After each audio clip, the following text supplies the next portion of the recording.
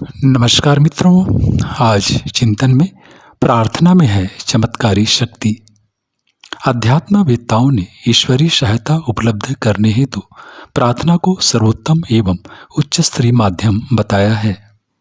प्रार्थना की अद्भुत चमत्कारिक शक्ति के समक्ष नास्तिकों तक को अपनी मान्यताओं में परिवर्तन करते और आस्तिक बनते देखा गया है। सुख, शांति और प्रगति का वास्तविक आधार आस्था है।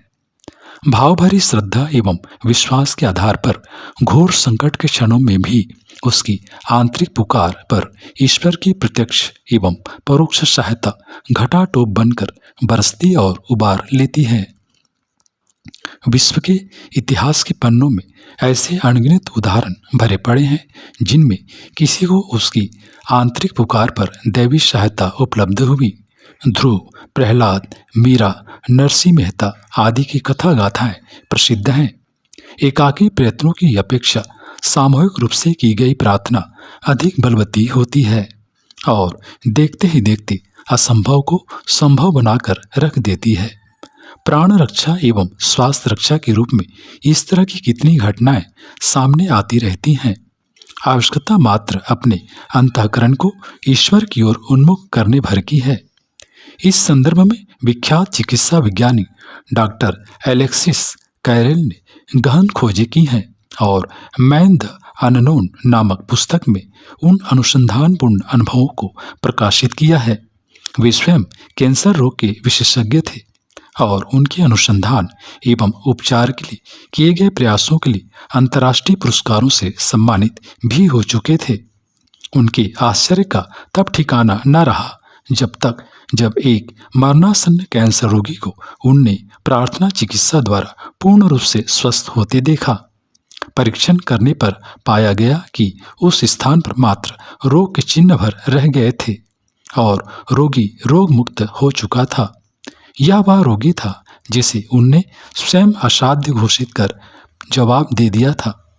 इस घटना के पश्चात उनने अपनी मान्यता में परिवर्तन करते हुए कहा कि प्रार्थना सृष्टि की सर्वाधिक शक्तिशाली ऊर्जा है जो मनुष्य के मन, मस्तिष्क एवं उसके द्वारा संचालित संपूर्ण कायतंत्र को इच्छित दिशा में क्रियाशील होने के लिए विवश कर देती है और तदनुरूप अंदर ही अंदर प्रतिरक्षी प्रक्रियाएं सक्रिय हो उठती हैं।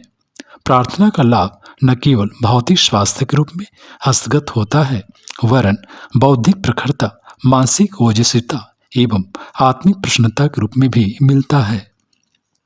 इसके अतिरिक्त महत्वपूर्ण ईश्वरीय सत्ता का भी बोध होता है।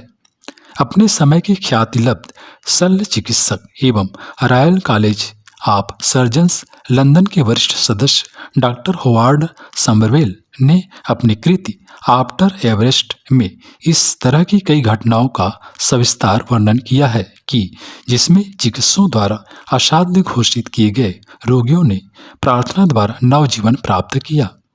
अपने हिमालय अभियान के समय देखे गए एक भारतीय शिक्षक की घटना का उल्लेख करते हुए वे लिखते हैं कि उक्त शिक्षक के दोनों पैर क्षय रोग के कारण बेकार हो गए थे। तमाम उपचार करने के पश्चात भी जब सुधार के कोई लक्षण नहीं दिखे तो डॉक्टरों के पास उन्हें काटकर अलग कर देने के अतिरिक्त और कोई उपाय नहीं रहा। इस निर्णय से जब रोगी को अवगत कराया गया तो उसने चिकित्सकों से 21 दिन का अवसर मांगा और छुट्टी लेकर घर वापस आ गया। इस अवधि में वह निरंतर परिवार के सदस्यों के साथ अपने स्वास्थ्य रक्षा के लिए सामूहिक प्रार्थना करता रहा।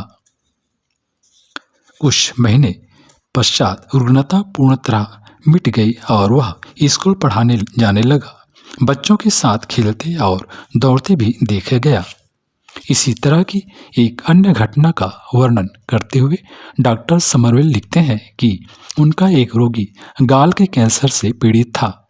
रोग इतना बढ़ गया था जिसका उपचार संभव नहीं था और अस्पताल से उसे छुट्टी दे दी गई थी। ऐसी दशा में रोगी के लिए ईश्वरीय सहायता के अतिरिक्त मरण से बचाने वाला कोई अन्य उपाय नहीं सूझा। वह अपना सारा समय प्रार्थना में लगाने लगा। उसके इस कृत्य में परिवार एवं पास पड़ोस के सदस्य भी सम्मिलित होने लगे। ईश्वर ने उसकी पुकार सुन ली और वह रोग मुक्त हो गया। एक्सरे आदि परीक्षणों से देखा गया तो पीड़ित स्थान पर एक गोल धब्बे के अतिरिक्त रोग का कोई चिन्ह नहीं था। डॉक्टर समरविल कहते हैं कि इस घटना ने मुझे भगवत सत्ता पर विश्वास करने को विवश कर दिया। सुप्रसिद्ध मनीषी डॉक्टर शेरवुड एडी ने भी अपनी पुस्तक you will survive after death में प्रार्थना की शक्ति और जीवन में उसकी उपयोगिता का विस्तार पूर्वक वर्णन किया गया है। वे कहते हैं कि किन्हीं भी परिस्थितियों में सच्चे हृदय से ईश्वर को पुकारने का प्रत्युत्तर अवश्य मिलता है। अंतःकरण की पुकार पर परमात्मा सत्ता द्रवित हुए बिना रहती नहीं। प्रार्थना करने और रोग मुक्त होने की एक घटना विशेष का उल्लेख करते हुए भी कहते हैं कि प्रार्थना या अध्यात्म चिकित्सा पर पहले उनकी तनिक भी आस्था नहीं थी। इसे वह मानव मन की कमजोरी मानते थे, परंतु कैंसर रोगी की एक घटना ने उस मान्यता को बदल कर रख दिया। घटना इस प्रकार है।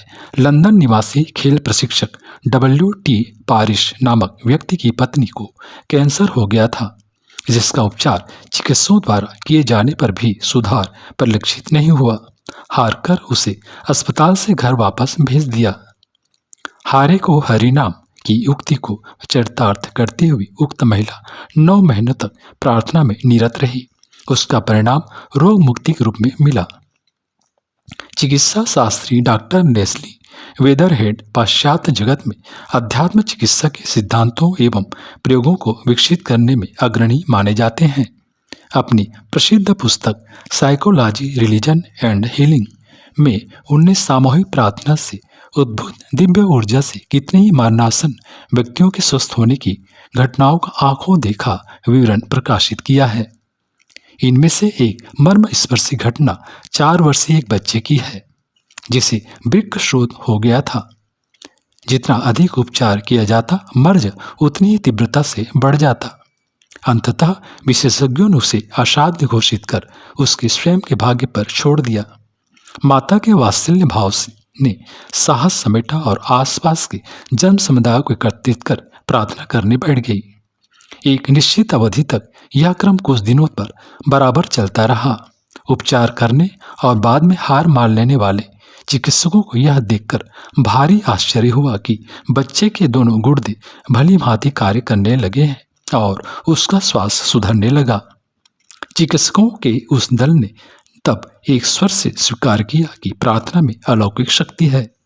मित्रों, मनोवेत्ता जॉन पिट्स के शब्दों में मनुष्य की यह सबसे बड़ी भूल है कि जीवनदाता परमेश्वर को भूलकर वह जहाँ तहाँ सहायता के लिए मारा फिरता है।